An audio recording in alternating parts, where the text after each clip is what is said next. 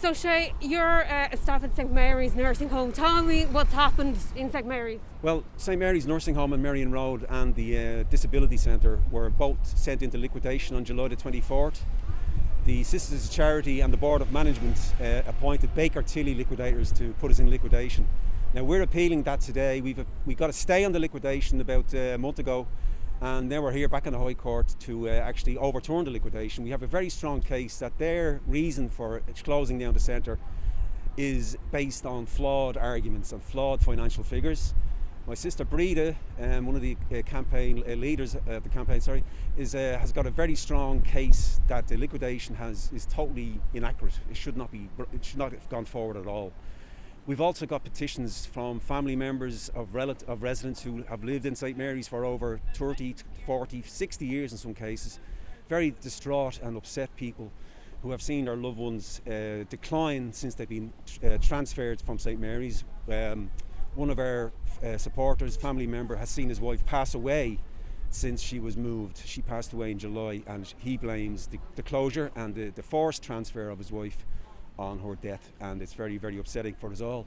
So we're here today to appeal that to the courts, but even more than just the courts, we're saying to the public in general, if this is the way we let our elderly be treated, particularly people with cognitive impairments like dementia or visual impairments and so on, which St Mary's catered for in a very specialised manner, this is a disgrace if we allow this to keep happening to our elderly.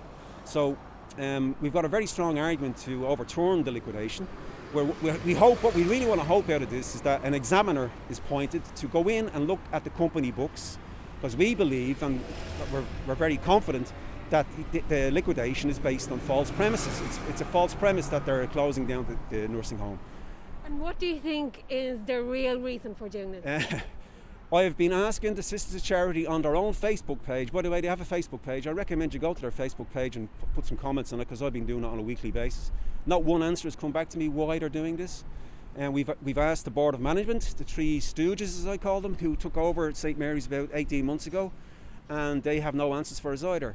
It's very, very worrying that these three people came along and within 18 months we were being closed down. Our relationship with HICWA, which was fairly good until very recent years, we were compliant on all the levels that they asked of us, and the only reasons HICWA were upset with us was because they were not happy about the governance of the centre and of the nursing home.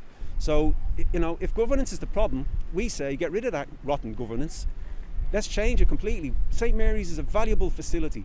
It's the grounds are specially laid out for people with visual impairments and disabilities. It's a beautiful ground surrounded by beautiful gardens.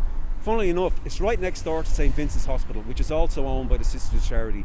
And there's all talks about the maternity hospital being built somewhere around the area. Now, we think that could be a factor in all of this. Now, we'd like to know this. We'd like to know the truth about all of this. I hope we can save St Mary's.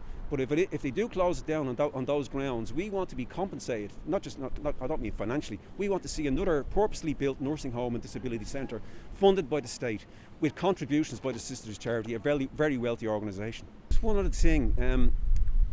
The unions have been sort of mediocre on this issue. Surely it's a stance that the union should be taking is a much stronger one when it comes to not just workers' rights, but their families, their elderly families, relatives, who are going to end up in situations where they have to move to nursing homes. Why aren't unions coming out very clearly opposing the closure, fighting to save the jobs, fighting to save these homes? Now, they've released press releases, which is well and good, but we want to see them on the protests. We want to see union leaders, particularly union leaders, making a bold statement to say no more to this sort of treatment of workers and families.